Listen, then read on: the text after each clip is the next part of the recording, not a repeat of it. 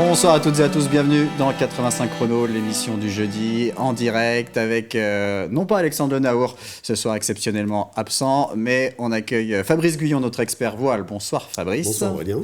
On accueille également Baptiste Brossard, l'expert foot. Bonsoir Baptiste. Bonsoir Aurélien. Et on va parler football tout au long de cette émission avec nos deux invités. Frédéric Reculot, entraîneur de La Roche-Vendée Football. Bonsoir Frédéric. Bonsoir Aurélien. Et votre adjoint à côté de vous, Benjamin Guillou. Bonsoir Benjamin. Bonsoir. On va revenir sur cette saison en National 2, cette montée manquée de peu en National. On va parler aussi forcément de l'avenir, de la préparation de la saison prochaine. Eh bien, ce que je vous propose, c'est qu'on regarde déjà le classement, qu'on revoie le classement de ce groupe B de National 2, avec donc La Roche VF ex aequo avec le même nombre de points que Paris 13, Atlético 48 points, mais sur les deux confrontations entre les deux équipes, eh bien, c'est Paris qui s'en sort avec une victoire 2-0 à domicile, une défaite 1-0 à La Roche, donc ça s'est joué vraiment à peu.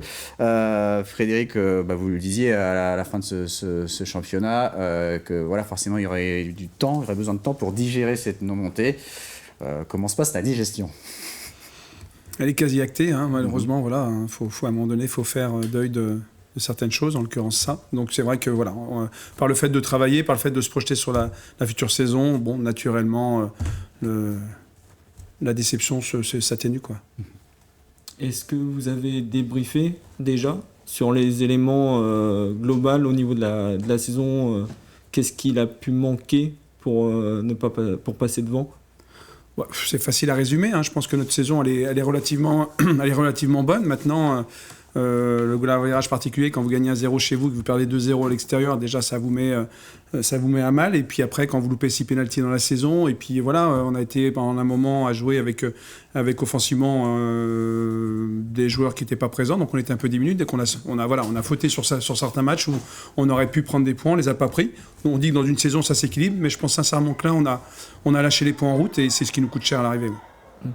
Benjamin, peut-être à quel moment vraiment le groupe s'est dit là il y a peut-être quelque chose à faire, parce que c'était pas l'objectif premier de début de saison, c'est cette montée, et à quel moment vraiment vous vous êtes dit là il y a vraiment quelque chose à faire et on va faire ce sprint final pour monter? Alors pour moi, avec ce que j'avais vécu sur les 4 saisons de N2 que j'avais déjà vécu par le passé, il y a un moment, c'est assez tôt, donc je fais profil bas et je l'exprime pas, mais il y a une victoire 2-1 assez tôt dans la saison à Romorantin, où on est mené 1-0, et on est capable de revenir et de renverser Romo, et c'est une équipe plutôt une valeur sûre de la National 2, et là je me dis quand même qu'on a de la qualité, déjà d'une, et puis après dans un deuxième temps, quand on a fini les matchs allés, tout simplement, et qu'on a vu qu'il y avait aucune équipe qui vraiment a émergé. Et surtout, nous, à travers tous nos matchs allés, on n'avait pas eu le sentiment d'avoir été surclassé par une équipe. Donc là, je me suis dit, et on s'est dit, qu'il y avait quelque chose à faire dans cette poule. Et au final, est-ce qu'il n'aurait pas fallu, c'est difficile de dire ça, et de toute façon ça ne marche pas à tous les coups, mais on se rend compte que le Paris Atlético, comme le Gaulle FC l'an dernier, était dans la position du chasseur. Et c'est à la fin, il passe à la fin au bout de 2 journées de la fin, quoi. Et est-ce que cette position d'être chassé, elle est plus compliquée à tenir que la position de chasseur ? Ouais, inconsciemment, je pense que oui, voilà, tout être humain se focalise et se motive plus facilement à aller chercher quelque chose qu'à se battre pour quelque chose, et dans le sport encore plus, c'est voilà, avoir la pression d'être le leader et de pouvoir se faire dépasser, et à l'inverse, quand on est derrière, on a la possibilité d'aller chercher l'autre. Donc je pense que naturellement, oui, il y a une pression qui s'installe, on en est conscient, on l'a vécu déjà l'année dernière avec la montée, on savait qu'on a fait à un moment donné, on a eu un coup de moins bien, et à un moment donné on s'est retrouvé justement dans la position du chasseur, on a sorti des joueurs malgré tout se remobiliser, se régénérer pour redonner un coup de fouet. Voilà, à un moment donné, c'est épuisant au niveau de l'énergie d'être toujours numéro 1. Donc on est resté dans le top 3 quasiment toute la saison. Donc c'est vrai que voilà, c'est énergivore, mais bon, on a réussi à le faire, mais bon, pas sur les derniers matchs où là on a manqué un petit peu de force. Alors c'est vrai que oui, vous avez précisé de vos repérés de la montée, il ne faut pas oublier que vous étiez promu de National 3. Alors, évidemment qu'il y a ces déceptions de la non-montée qui se joue à si peu, mais ça ne doit pas cacher toutes les bonnes choses, tous les points positifs de cette saison. Qu'est-ce qui vous a vraiment plu dans ce groupe, dans le comportement de vos joueurs tout au long de cette saison ? Vous pouvez tous les deux répondre. C'est vrai que là je rebondis, c'est vrai que c'est le paradoxe parce qu'il y a cette déception, cette sanction qui tombe à la fin, mais c'est vrai que par contre pareil, quand on fait le bilan un peu de cette saison et puis qu'on la compare un peu à dans notre vie d'entraîneur, ça reste une de moi personnellement, une de mes top saisons. 4 défaites seulement, en 26 matchs. Ouais. Top saison en termes de jeu aussi, exprimé en termes de capacité aussi à créer des déséquilibres chez l'adversaire, parce qu'on a énormément déséquilibré l'adversaire, on a eu beaucoup d'occasions dans nos matchs. Et puis après, en termes aussi de vie de groupe, de vestiaire, ça, c'est vrai qu'on l'entend souvent et on essaye d'avoir un sentiment par rapport à ça. Et il y a quelque chose qui s'est passé aussi entre les joueurs, entre le staff. Et du coup, c'est vrai que ça a donné quelque chose de hyper plaisant, hyper intéressant à vivre, même si encore une fois, à la fin, on n'a pas la fin que l'on souhaite, mais ça reste, et ça restera, je pense, moi, un souvenir, un grand souvenir cette saison. Frédéric ? Ouais, je rebondis là-dessus. C'est vrai que quand on a terminé le lendemain du match, on a fait un petit repas, un barbecue avec les garçons. Et c'est vrai que c'est le message qu'on leur a passé. C'est vrai qu'on a passé, nous, le staff, une bonne année avec eux. On pense que c'est réciproque. Et c'est vrai que c'est pas anodin. Voilà, les années, construire un groupe, c'est toujours compliqué. La vie de groupe n'est jamais simple, quel que soit l'environnement et quel que soit le contexte. Donc on sait que c'est toujours la difficulté de maintenir ça toute une saison. On sait que les résultats maintiennent ça, mais pour aller chercher les résultats, il faut aussi une vie de groupe sympa. Donc voilà, c'est un mix de tout. Mais voilà, sincèrement, la saison avec les joueurs qu'on avait, voilà, c'est pas un hasard. On a continué justement à garder nos ossature par rapport à la première année de travail ensemble sur cette montée. On voulait ça. On a mis de la plus-value. C'est vrai qu'il y a toujours un petit peu d'appréhension sur une nouvelle saison, mais on a fait un stage très vite cette année. C'est vrai qu'en montant, on a fait un stage très très rapidement pour regrouper les joueurs ensemble, et c'est ce que les joueurs nous ont dit à l'unanimité, c'est que ce stage a créé tout de suite quelque chose. Donc c'est vrai que ça nous a permis de faire une préparation dans de bonnes conditions, parce que quand on rame à faire en sorte que les joueurs soient bien ensemble, c'est déjà difficile et ça prend du temps et ça puise un petit peu. Et là, on a senti tout de suite que les garçons étaient en phase de vouloir tout de suite travailler et puis aller chercher des choses ensemble. Donc c'est pour ça qu'on s'est mis dans un bon dans le chemin d'entrée, quoi. Et ça, on l'a ressenti tout de suite. Ouais.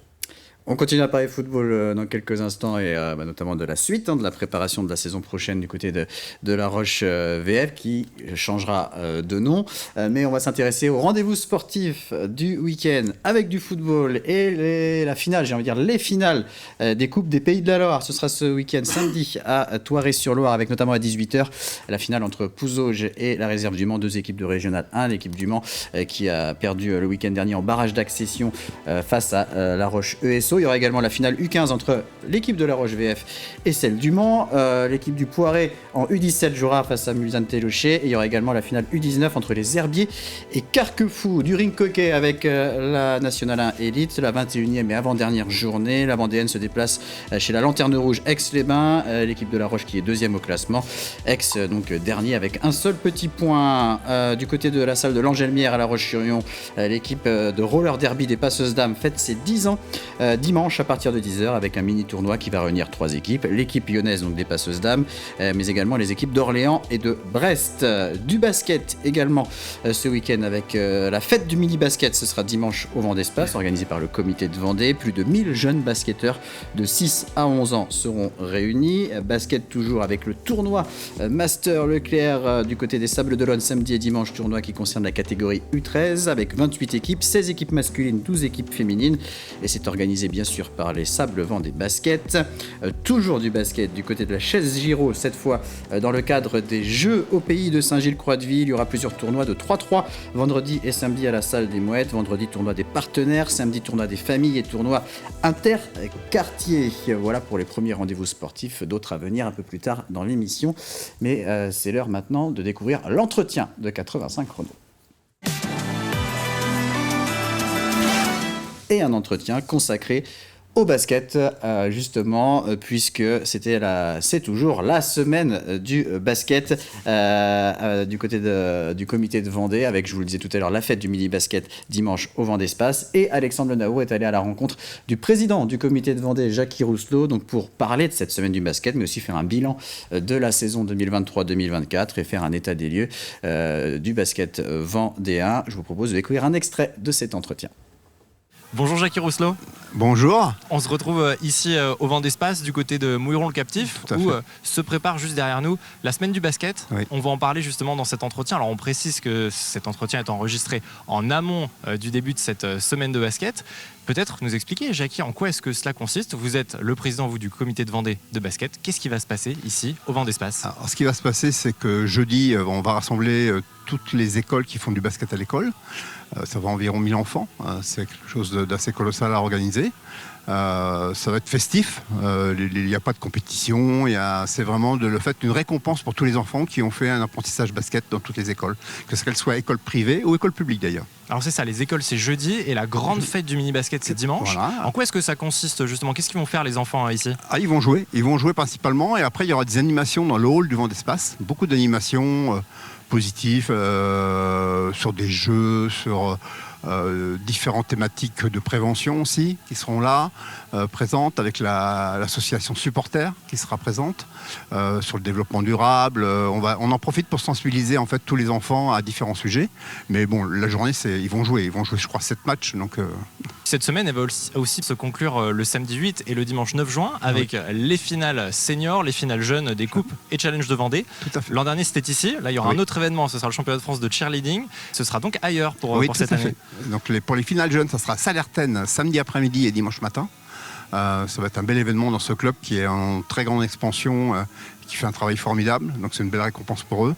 Et puis les finales seniors de Coupe et Challenge auront lieu le 8 et le 9 juin à la Motachar. Et là aussi, c'est un club qui fonctionne très bien. Donc je suis très heureux que ça se passe chez eux. Et puis c'est l'aboutissement aussi d'une saison. Pendant cette semaine de basket, il y aura l'assemblée générale qui va se dérouler ici même au Vent d'Espace vendredi soir. Quelles vont être les grandes lignes, Jackie, que vous allez présenter sur ce bilan justement de la saison 2023-2024? Alors les grandes lignes, il y a plusieurs points possibles. D'abord, ce que je peux dire, c'est que le basket en Vendée se porte bien. Il se porte bien parce qu'on est en train de frôler les 13 000 licenciés à ce soir, avec une progression de 11%. Sur la saison uniquement. Et celui de dernière saison, on est en progression de 20%, ce qui est colossal. Qu'est-ce qui explique selon vous cette progression, Jackie? Alors, il y a plusieurs phénomènes. Mais je pense que le phénomène le plus fort, parce qu'on a beaucoup d'arrivées de jeunes en U11, U13, mais aussi en U15 et U17. Et je pense que le phénomène dont personne ne me parle, mais qui moi je le ressens en parlant avec les jeunes, c'est le phénomène Victor Wembanyama. Qui fascine les jeunes et qui s'intéressent au basket et ça en fait venir, ça en fait signer. Et tant mieux pour nous parce que pour nous c'est une carte publicitaire permanente. Donc ça c'est un facteur qu'il ne faut pas négliger. Après, le deuxième point qui est très important, c'est qu'il y a une amélioration qualitative de l'accueil dans les clubs. Il faut savoir qu'il y a 4 ans, il y avait 25% des clubs qui avaient un salarié. Aujourd'hui, on est à 80% des clubs qui ont un salarié au minimum. Il y a une amélioration et un professionnalisme des clubs qui s'est opéré, qui améliore l'accueil. Et je pense que les parents, ils sont sensibles. Et quand ils vont visiter les clubs pour la première fois où ils font des essais, ils s'en rendent compte. Et ça aussi, ça fait signer des enfants, ou en tout cas des parents pour leurs enfants. Justement, en Vendée, le basket, c'est le deuxième sport, juste après le football, donc 13 000 licenciés. Oui. Vous l'avez dit, est-ce que vous pensez qu'il y a aussi cette accroche locale, puisqu'il y a des clubs quand même qui performent très bien en Vendée, et que ça aide à augmenter ce nombre de licenciés? On est un des comités en France qui avons le plus d'équipes en championnat de France. On a 14 équipes en championnat de France, ce qui est énorme, c'est beaucoup. Le dernier point qui n'est pas négligeable, c'est le développement du 3-3, du basket 3-3, qui se développe très vite, qui intéresse de plus en plus de jeunes, parce que c'est moderne, c'est en musique, etc. Mais ça intéresse aussi les plus anciens, parce qu'ils revivent... Les plus anciens de 35-40 ans qui refont du basket 3-3 revivent leur ancienne gloire et donc ils sont ravis et ils sont très heureux de faire ça. Jackie, on sait, année olympique, c'est aussi une année de réélection pour les différents comités. Donc élection du comité directeur qui ensuite élira le président pour simplifier un petit peu la tâche. Est-ce que vous, Jackie, vous voudriez rempiler pour un nouveau mandat?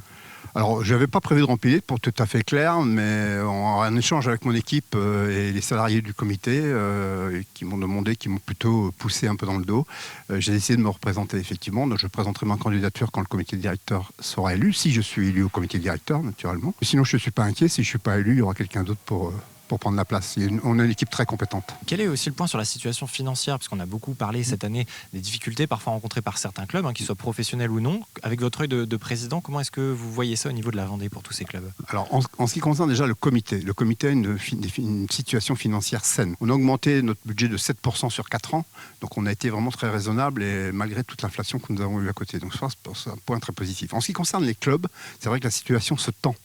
Elle se tend pour 2 raisons essentielles. Un, il y a une inflation sur les salaires qui est extrêmement importante depuis 2-3 ans, de 10 à 15%.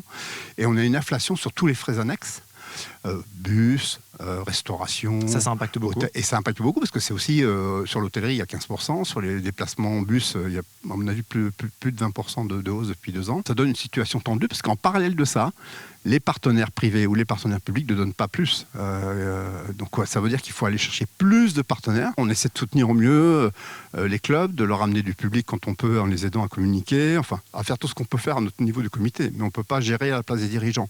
Parce qu'il y a quand même des dirigeants, entre guillemets, excusez-moi, qui font un peu n'importe quoi, qui gèrent à la petite semaine. Et quand on voit des trous de 15, 20, 25% du budget, dans certains budgets, je dis on n'a pas géré le club, on a fait n'importe quoi.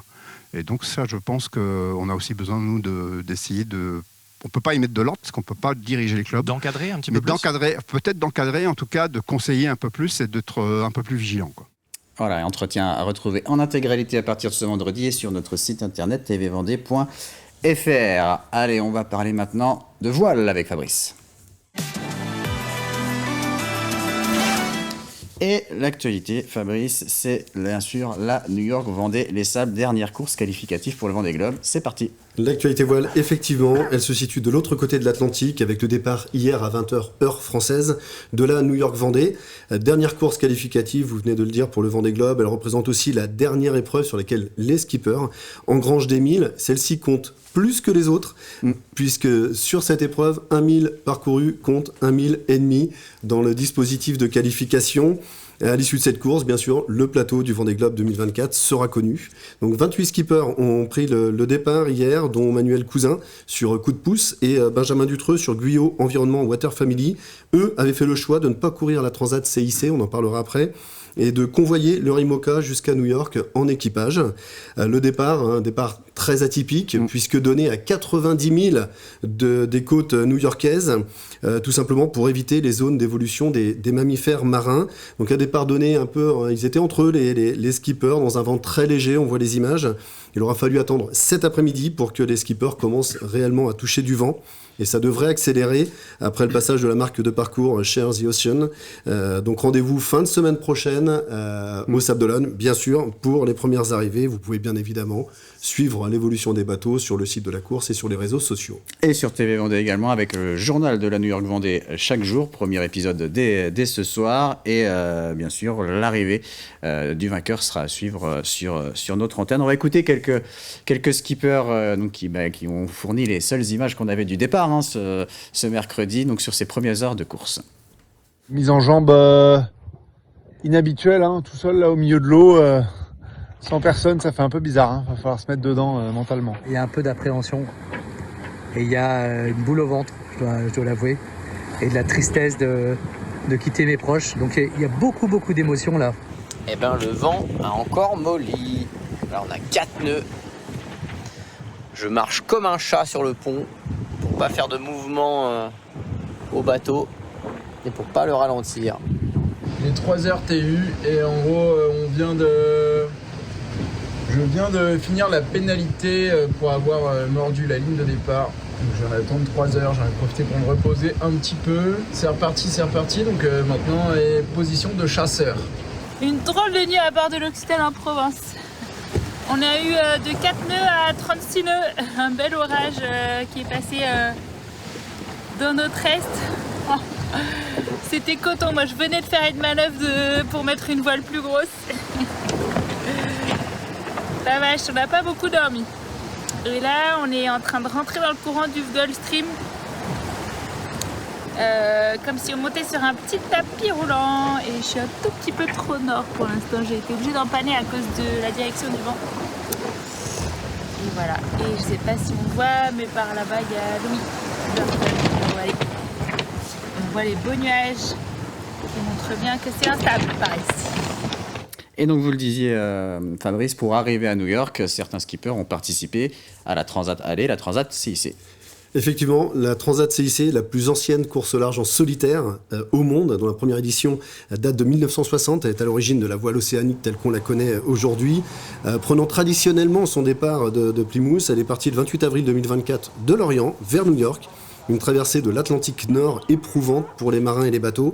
13 classes 40, 2 bateaux en catégorie vintage et 33 IMOCA étaient au départ. Et c'est respectivement Broggio Beccaria, l'italien en classe 40, Patrick Isoard en vintage et Johan Richomme, on l'a aperçu en IMOCA sur Paprec Arkea, qui remporte cette course. Johan qui avait déjà remporté le retour à la base l'hiver dernier. Transat CIC, c'était aussi l'occasion, bien sûr, pour les skippers IMOCA de poursuivre leur parcours de qualification pour le Vendée Globe. À l'image de Clarisse Kremer qui boucle cette Transat, il fallait qu'elle la boucle pour être sélectionnée, être qualifiée. Donc à l'image de Clarisse qui boucle cette Transat après avoir dû faire escale aux Açores pour réparer des problèmes structurels sur son bateau l'Occitane en Provence, ainsi qu'Olivier Hir sur Olivier Hir Ocean Racing qui a lui rencontré des gros problèmes d'énergie. Concernant les projets vendéens, Sébastien Simon, on vient de le voir à l'image, termine à la 10e place sur Groupe Dubreuil et Denis Van Winberg, le Belge installé au Sable d'Olonne, se qualifie pour le Vendée Globe en terminant à la 24e place avec beaucoup d'émotions à l'arrivée. À noter l'abandon de l'amicaline d'Arnaud Boissière sur un problème de foil, mais Arnaud, lui, était déjà qualifié. Donc j'ai dit, ces courses sont qualificatives pour le Vendée Globe, dont le départ, je vous le rappelle, sera donné le 10 novembre prochain. La présence des projets vendéens sur le Vendée Globe est acquise pour Arnaud Boissière, Sébastien Simon, Benjamin Dutreux et Denis Van Winberg, bien sûr, sauf coup dur sur la New York Vendée. On ne leur souhaite pas, mais en tout cas, c'est chose faite pour eux et on peut les féliciter.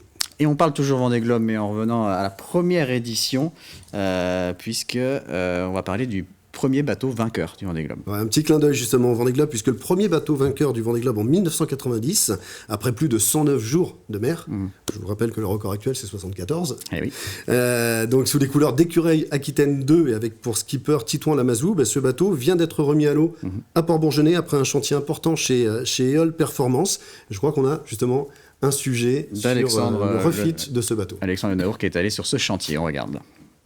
À Port-Bourgenais, un monocoque, pas vraiment comme les autres, se prépare à sa nouvelle vie. Lancé en septembre 2023, le chantier d'Écureuil d'Aquitaine 2 touche à sa fin. 9 mois d'un travail titanesque passé à désosser le bateau de fond en comble. Il y a eu beaucoup de difficultés parce que rien ne se met comme prévu. C'est des prototypes. C'est pas on achète une pièce et plug and play. Ça n'existe pas, hein, les pièces de série pour ces bateaux-là. On récupère du matériel, on l'installe, on bidouille, on modifie soit la structure, soit la pièce en elle-même pour que tout s'arrange bien ensemble. Et en fait, rien ne se met bien ensemble du premier coup. C'était vraiment une ou deux personnes le noyau dur. Là, on accélère la cadence sur les derniers jours où on est plutôt 5-6 à bosser sur le bateau. Dernières heures d'un chantier devenu fourmilière, sur un pont entièrement refait en mousse PVC et en fibre de carbone. On fixe ici les padailles où l'on monte le panneau de pont.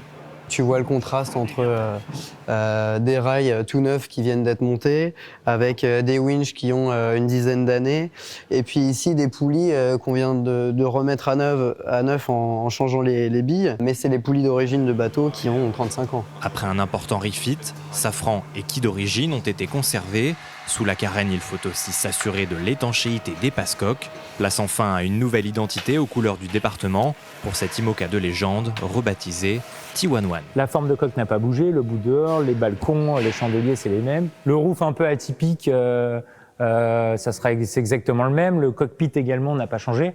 On a essayé de garder en fait le même module esthétique qui existait avec justement des technologies d'accastillage d'aujourd'hui, quoi. Préserver l'essence même d'un monocoque dont la légende s'est construite sous les couleurs d'Écureuil d'Aquitaine 2.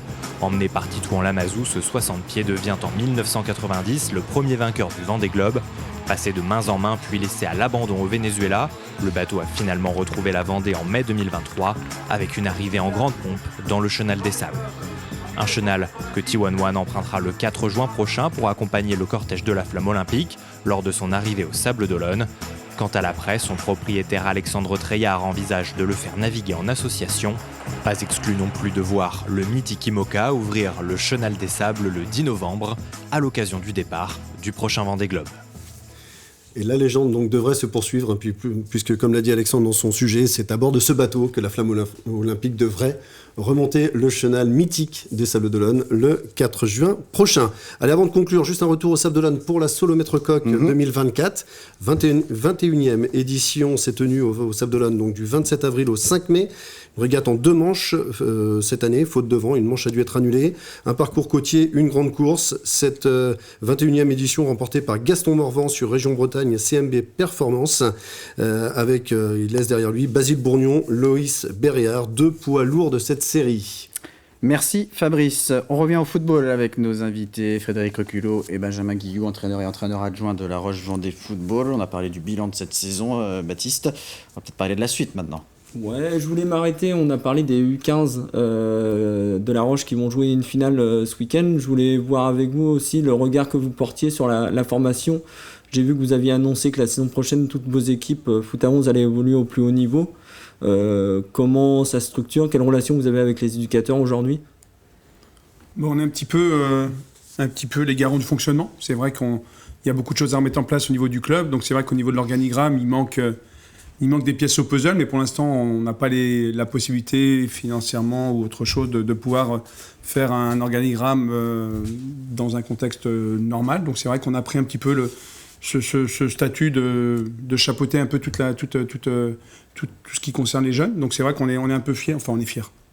On est satisfait du travail effectué parce que les éducateurs répondent un petit peu à nos demandes et c'est vrai que la récompense c'est aussi ça. C'est les prochaines, on a réussi à pérenniser cette équipe U17 au niveau national, donc on a encore une équipe U17 nationale prochaine par la montée des U16 et puis toutes nos équipes vont débuter dans le championnat R1, le plus haut niveau régional, donc ça reste satisfaisant. Voilà, donc ça prend forme, voilà, ça prend du temps, comme beaucoup de choses, mais voilà, on est relativement satisfait de ce qui se passe et forcément qu'on a un œil poussé sur ce qui se passe parce qu'on est les premiers en tête d'affiche par rapport à ça et on sera responsable de tout, que ça se passe bien, que ça se passe mal, on sera responsable parce que c'est nous qui chapeautons un peu ça et on aime ça, on est deux formateurs dans l'âme, donc on prend du plaisir justement à mettre ça en place parce que voilà, on n'est pas que des simples entraîneurs de l'équipe 1, on est aussi garant d'un projet club et d'un fonctionnement club, donc on est complètement épanoui à ces postes-là, quoi.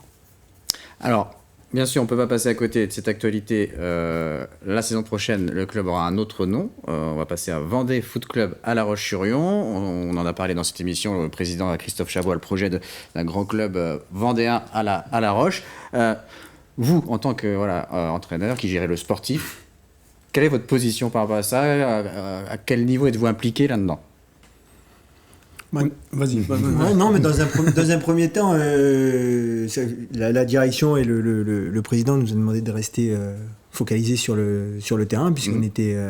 forcément, vous savez qu'on était lancé dans notre championnat, donc on a eu cette première phase-là où forcément on était mis au courant, mais toute la partie qui concerne quand même une grosse partie administrative était tenue par la direction et puis par le président. Donc dans un premier temps, nous on est resté, chacun dans son rôle, chacun à sa place, et puis la chose s'est montée petit à petit, et puis maintenant nous on se retrouve sportivement forcément lié à ce nom-là, et puis on l'assume, on le souhaite aussi, autrement on ne serait pas là évidemment. Et puis forcément ça met aussi en avant cette volonté de franchir les étapes, et puis d'avoir ce fameux club vendéen qui doit émerger.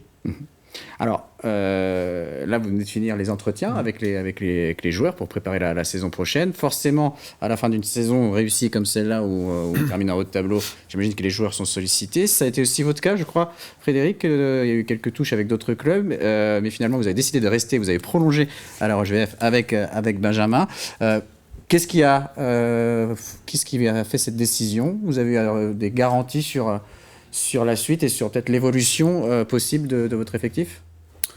Oui, les garanties, c'est toujours des échanges verbaux. Donc mais voilà, c'est qu'on est parti avec Benji sur un projet vendéen. Voilà, on est vendéen de souche, vous le savez. Et on croit en ce projet, tout simplement. On croit en ce projet. On se trompe peut-être, on ne sait pas, personne ne le sait. Mais on se croit en projet, voilà, comme vient de dire Benji. Un projet, ça comporte plein de choses. Il faut monter en puissance. Le changement de nom fait partie de ce projet-là. Forcément, il peut être vu de différentes façons. Mais nous, voilà, on a voulu rester, continuer à monter ce projet. Cette année aussi sportive nous a convaincus qu'on était entre guillemets dans le vrai. Donc voilà pourquoi s'échapper de ça. Voilà, première année avec la montée, deuxième année où on est au-dessus de nos ambitions. Donc ça ne veut pas dire que l'année prochaine on fera mieux, mais on se donne cette croyance-là de se dire voilà, on peut encore faire mieux et peut-être aller chercher le Graal l'année prochaine ou pas. Mais voilà, on sait qu'avec la direction, on est parti sur un certain temps. Voilà, on n'aura pas une pression exacerbée ou trop violente l'année prochaine en disant qu'il y a une obligation de. Voilà, le club est aussi en capacité de savoir que le sport, ça reste quelque chose qu'on maîtrise pas forcément dans son intégralité. Donc voilà, il y aura des fortes ambitions, il y a de l'ambition à travers du projet qui a été mis en place, qui nous a été présenté il y a 2 ans maintenant. Et voilà, on a envie de faire partir de ce projet et surtout on y croit, quoi. Sur la Nationale 2 de la saison prochaine, les réformes se poursuivent. Si je dis pas de bêtises, on va passer à 3 poules. Est-ce que vous arrivez à visualiser, on est assez tôt, on est qu'au fin mai, mais est-ce que vous arrivez à visualiser à quoi peut ressembler la future poule de la saison prochaine ou pas du tout ? Si on se projette sur les années passées, soit on va être sensiblement sur le même type de groupe qu'on avait cette année, en rentrant un petit peu dans le centre. On ira chercher 1 ou 2 équipes parisiennes comme à l'habitude, puis peut-être un début de Bretagne, ou soit ils nous mettent sur tout le côté ouest, nord-ouest. Là, on va chercher la Normandie, 1 ou 2 équipes parisiennes encore, et puis un petit peu, voilà, et puis peut-être 1 ou 2 équipes sud-ouest. C'est dur de savoir, parce qu'entre nous et le sud-ouest, il n'y a pas grand monde.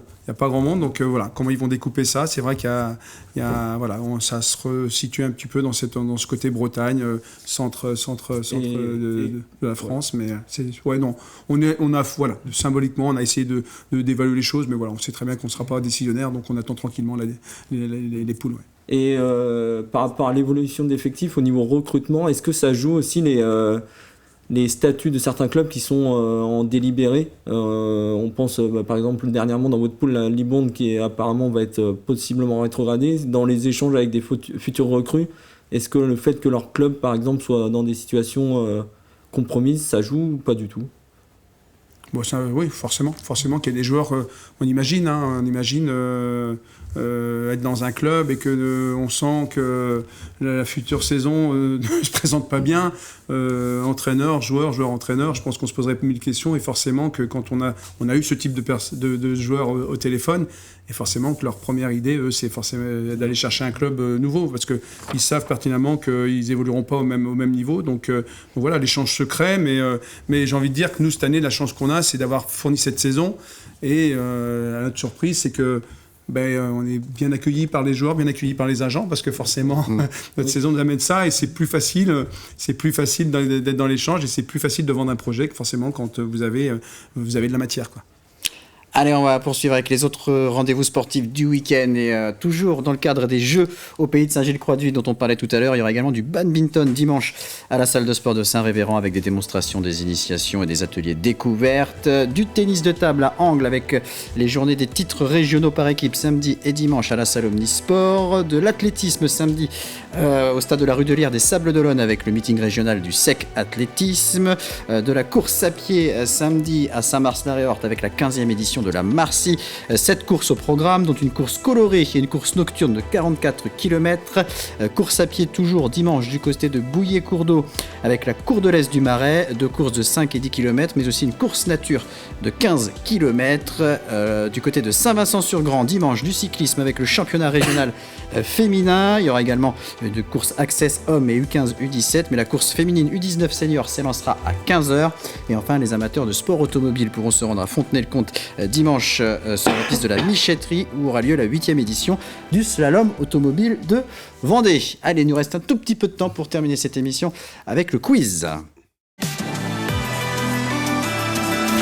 Et donc en l'absence d'Alexandre Lenaour, je me suis collé à la préparation de ce petit quiz où tout le monde joue, nos invités, notre chroniqueur voile, notre chroniqueur foot, des questions. On parle de voile ou de foot?